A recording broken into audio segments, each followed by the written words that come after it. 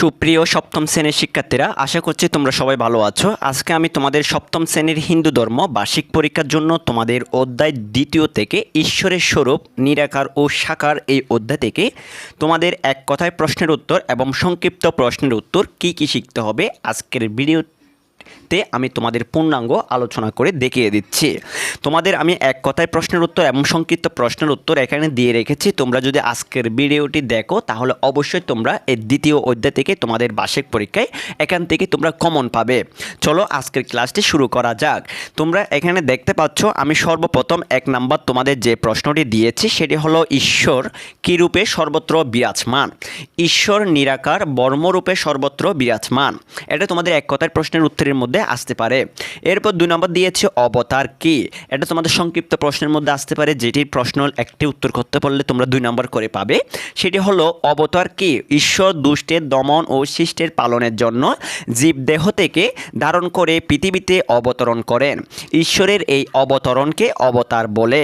3 নম্বর দিয়েছে শিল্প ও পুরকৌশলের দেবতাকে। উত্তর হলো বিশ্বকর্মা। 4 বিশ্বকর্মার কয়টি হাত। উত্তর হলো 4টি। এরপরে দিয়েছি 5 নম্বরে, তোমরা লক্ষ্য করলে দেখতে পাবে বিশ্বকর্মা পূজা কখন করা হয়। ভাদ্র মাসের শেষ দিন অর্থাৎ সংক্রান্তির দিন বিশ্বকর্মার পূজা করা হয়।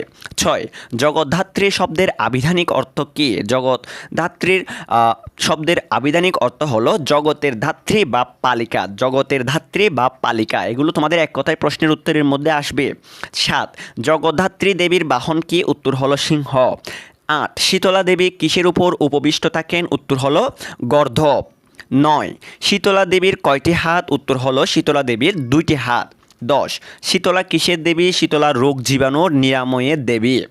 11 শীতলা দেবী কোন দেবীর রূপ। দেবী দুর্গার রূপ। 12 বিশ্বকর্মা কি কি নির্মাণ করেছেন।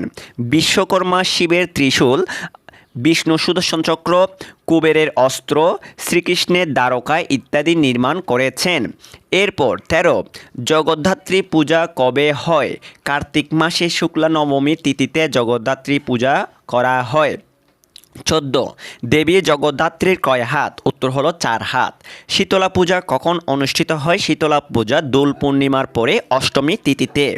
16 নম্বর শীতলাকে কিসের দেবী বলে। শীতলাকে পরিষ্কার পরিচ্ছন্নতার দেবী বলা হয়। 17 শীতলা দেবীর হাতে কি থাকে। শীতলা দেবীর হাতে ঝাড়ু ও কলস থাকে। 18 অবতার কাকে বলে। দুষ্টের দমন ও শিষ্টের পালনের জন্য ভগবান বিষ্ণুর পৃথিবীতে অবতীর্ণ হওয়াকে অবতার বলে। এরপরে 19 নম্বর অবতার কয় প্রকার ও কি কি। 2 প্রকার। অবতার 2 প্রকার, যথা পূর্ণ অবতার ও অংশ অবতার। 20 কৃষ্ণস্থ ভগবান স্বয়ং, এর অর্থ কী। এর অর্থ হলো শ্রীকৃষ্ণ নিজেই ভগবান। 21 নম্বর ভগবান বিষ্ণুর পঞ্চম অবতার কে। বামন অবতার। 22 বামন অবতার কেন আবির্ভূত হয়েছিলেন। দৈত্যরাজ বলিকে দমনের জন্য।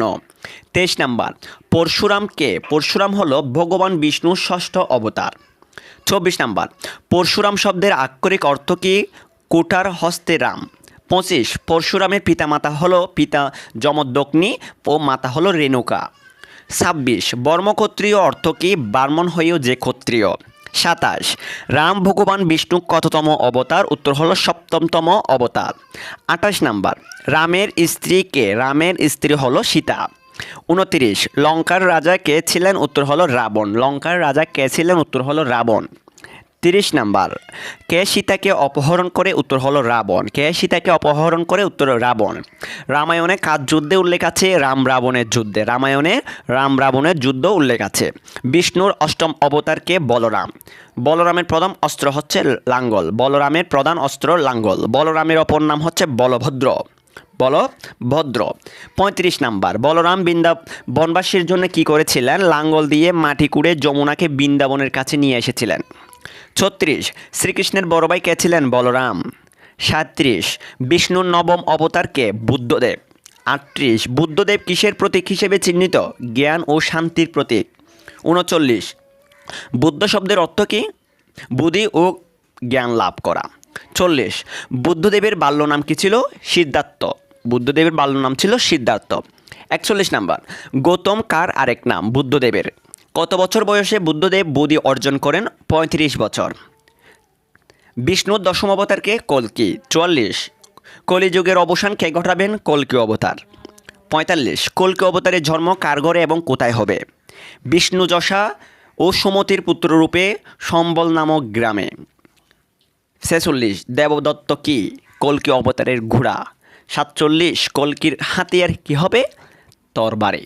সুপ্রিয় শিক্ষার্থীরা, তোমরা যারা সপ্তম শ্রেণীতে রয়েছো, তোমাদের সপ্তম শ্রেণীর এক কথায় প্রকাশ এবং সংক্ষিপ্ত প্রশ্ন আমি দ্বিতীয় অধ্যায় থেকে তোমাদের 47টি দিয়েছি। এই 47টি যদি তোমরা ভালো করে দেখে যাও, তাহলে অবশ্যই তোমরা দ্বিতীয় অধ্যায় থেকে তোমাদের যে সংক্ষিপ্ত প্রশ্ন এবং এক কথায় প্রকাশ আসবে, তোমরা এখান থেকে লিখতে পারবে। সো প্রত্যেকটি অধ্যায়ের ভিডিও পেতে তোমরা আমাকে কমেন্ট করো এবং আমাদের চ্যানেলের সাথে থাকো, আমাদের চ্যানেলটি সাবস্ক্রাইব করো।